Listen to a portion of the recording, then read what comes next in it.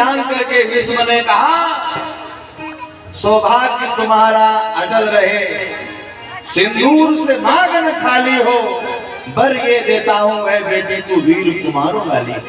सौभाग्यवती थी।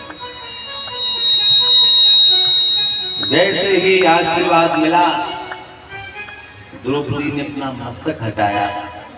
बाबा, हमने ऐसा सुना है कि आप सत्यवादी हैं। भीष्म ने कहा मतलब? द्रौपदी बोली मतलब ये, कल युद्ध के मैदान में प्रतिज्ञा क्या की है, आशीर्वाद क्या दे दिया? याद रखना बाबा, मेरे पांचों पतियों में अगर एक भी मारा जाएगा तो आशीर्वाद तेरा बाबा क्या झूठा नहीं कहेगा? कल युद्ध के मैदान में प्रतिज्ञा की है कि मैं एक पांडव मारूंगा, आशीर्वाद दे दिया है अटल सौभाग्यवती का। भीष्म ने कहा, अरे तुम हो कौन? द्रौपदी बोली, बाबा क्षमा करें, मैं भानुमति नहीं हूं, मैं तो द्रौपदी हूं। अरे द्रौपदी तुम? बोले हाँ। भीष्म ने कहा, एक बात बताओ, तुम्हें लाने वाला कहाँ है? आप भगवान पीछे खड़े थे, सामने निकल करके आए, बोले बाबा दासी पीछे खड़ी है। जो भीष्म ने भगवान को देखा, पीतांबर का घूंघट डाले खड़ा बांसुरी वाला। भीष्म ने कहा, कृष्ण तुम? बोले हाँ। कहने लगे, द्रौपदी बेटी, महाभारत का युद्ध जो हो रहा है मैदान में, युद्ध का निर्णय आज ही हम कर रहे हैं।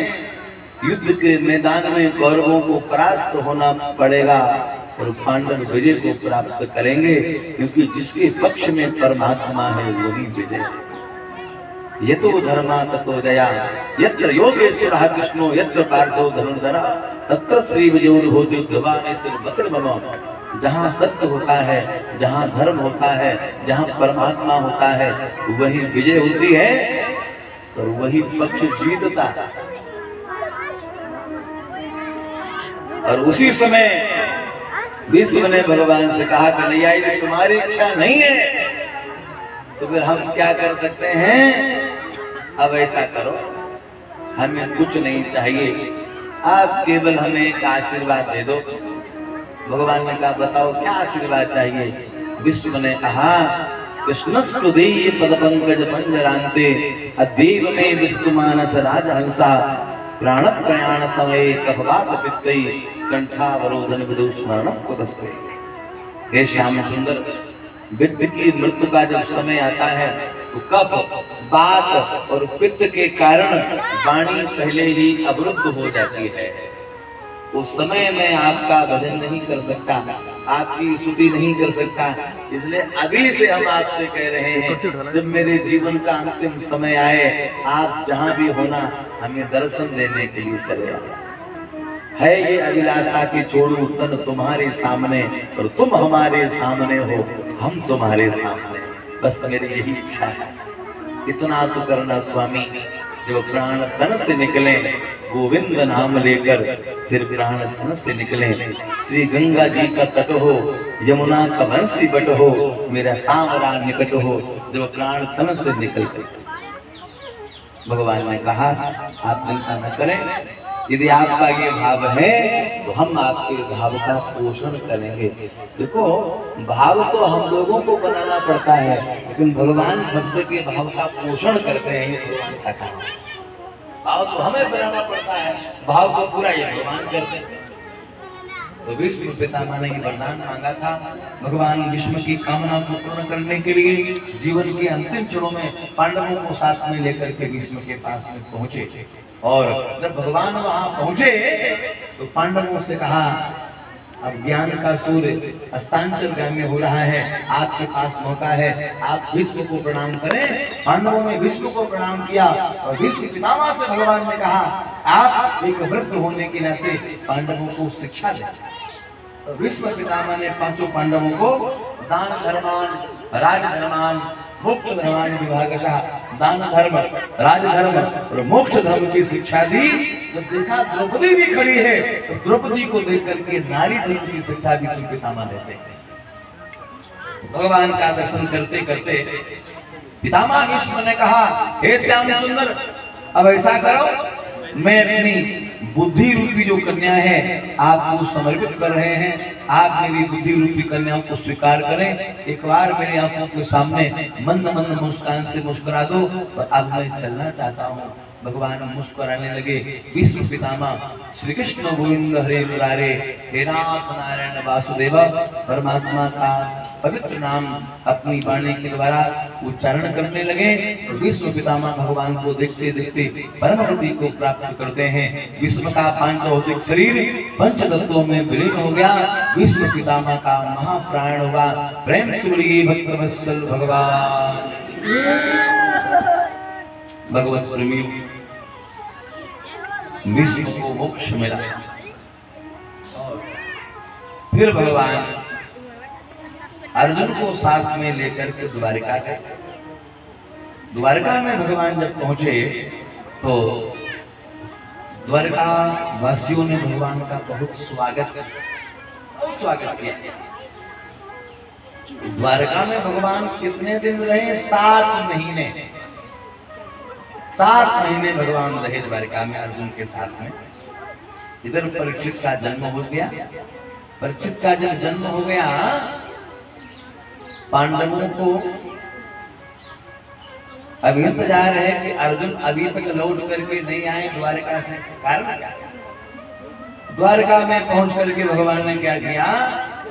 दुर्वासा को माध्यम बनाया। दुर्वासा के द्वारा भगवान ने मनुष्यों को श्राप दिलवाया और ये दुर्वंशी आपस में लड़कर के प्रभास क्षेत्र में समाप्त हो गए। स्वयं भगवान श्री कृष्ण भी इस पृथ्वी का त्याग करके अपने गोलोक धाम चले गए। देखिए, श्रीमद् भागवत में 2 कथाएं ऐसी हैं जो 2 बार आई हैं। श्रीमद् भागवत में 2 कथाएं 2 बार आई हैं। कौन कौन? एक कथा है भगवान की सुधाम गमन। भगवान श्री कृष्ण का जो सुधाम गमन हुआ है, ये कथा 2 बार आई है। और दूसरी कथा है भगवान के मुख में जो मैया यशोदा ने विश्व रूप का दर्शन किया। ये 2 बार कथा है। एक बार भगवान ने जब दूध पिया, भगवान को अपच हो गई। भगवान को जब जमुहाई आई तो मैया यशोदा ने भगवान के मुख में सारे ब्रह्मांड का दर्शन किया। दूसरी बार जब मैया भगवान ने मिट्टी खाई और मैया ने कहा मुंह खोलो, तुमने माटी खाई। जब भगवान ने मुख खोला तब भगवान के मुख में ब्रह्मांड का दर्शन हुआ। ये कथाएं 2 बार श्रीमद् भागवत में। भगवत प्रेमियों, इधर भगवान जब चले गए और उसी समय कलयुग आ गया। देखो, यदि कोई पूछे कि कलयुग कब आया, कलयुग का प्रारंभ कब हुआ, तो तुरंत कह देना इदाम कुंदो भगवान क्षमाम त्यक्त्वा स्वपदम गता, तद्दिनात् कलर आया था सर्व साधन बाधका। जिस दिन जिस क्षण भगवान मुकुंद ने, यहाँ पर भगवान का नाम दे रहे इदाम मुकुंदो भगवान। भगवान का एक नाम है मुकुंद। मुकुंद क्यों कहते हैं? मुकुंद का अर्थ क्या है? मुक्तिम ददाति इति मुकुंदा। जो मुक्ति प्रदान करने वाले हैं वो है भगवान मुकुंद। तो यदा मुकुंदो भगवान क्षमाम त्यक्त्वा स्वपदम गता, जिस दिन भगवान मुकुंद ने इस पृथ्वी का त्याग किया। पृथ्वी का एक नाम है क्षमा। ध्यान दे रहे हैं, यदा मुकुंदो भगवान क्षमाम त्यक्त्वा स्वपदम गता। जिस दिन भगवान मुकुंद ने इस पृथ्वी का त्याग किया, उसी दिन उसी क्षण कलयुग आ गया। अर्थात भगवान का जाना और कलयुग का आना। देखो, कली जो है ये कलय का रूप है, अंधकार स्वरूप है। परमात्मा जो है जगत प्रकाश प्रकाशक राम। कुदरत का भी एक नियम है, जब तक सूर्य रहता है तब तक रात्रि का आगमन नहीं होता। सूर्य के अस्त हो जाने के बाद ही रात्रि आती है। परमात्मा रूपी सूर्य जब अस्तांचल को चला गया तो कली रूपी अंधकार में संसार में डेरा डाल दिया। भगवान का जाना और कलयुग का आना। पांडवों को अपशकुन होने लगे। अर्जुन ने आकर के सारा समाचार पांडवों को बताया। और जब अर्जुन अपनी माता कुंती के पास में पहुंचे और भगवान ने जाकर के माता कुंती से कहा, कुंती ने पूछा कि अर्जुन तुम उदास क्यों हो? सारी बात अर्जुन ने बताई। माँ, जिन परमात्मा पुरुषोत्तम कृष्ण की छत्र छाया में हम पांचों पांडव पढ़ करके बड़े हुए, आज भगवान हमें छोड़ करके चले गए। कुंती ने जैसे ये खबर सुनी कि श्री कृष्ण चले गए, इतना सुनते ही कृष्ण के वियोग में व्याकुल होकर के कुंती ने अपने प्यारे प्राणों का परित्याग कर दिया। देखो, कुंती ने भगवान से ये प्रार्थना की थी, जब तक मेरा जीवन रहे तब तक हमें आपका दर्शन होता रहे, और जब मेरी मृत्यु हो तो आपके वियोग में ही मेरे प्राण निकले, दशरथ की तरह। राम राम कहि राम कहि राम राम कहि राम, तनु परिहर रघुवर वीरा, राम गयो सुरधाम। भगवान राम के वियोग में दशरथ जी के प्राण निकले और भगवान कृष्ण के वियोग में कुंती के प्राण निकले, क्योंकि ये दोनों ये भगवान से कैसा प्रेम करते हैं? सत्य प्रेम। भगवान के चरणों से दशरथ जी का और कुंती का सत्य प्रेम है। गोस्वामी जी ने जब मानस की रचना की तो वहां पर एक दोहा लिखा, सोरठा लिखा, बंदौ अवध भुआल सत्य प्रेम जहि राम पद, बिछुरत दीन दयाल प्रीतम तृणीव परिहर।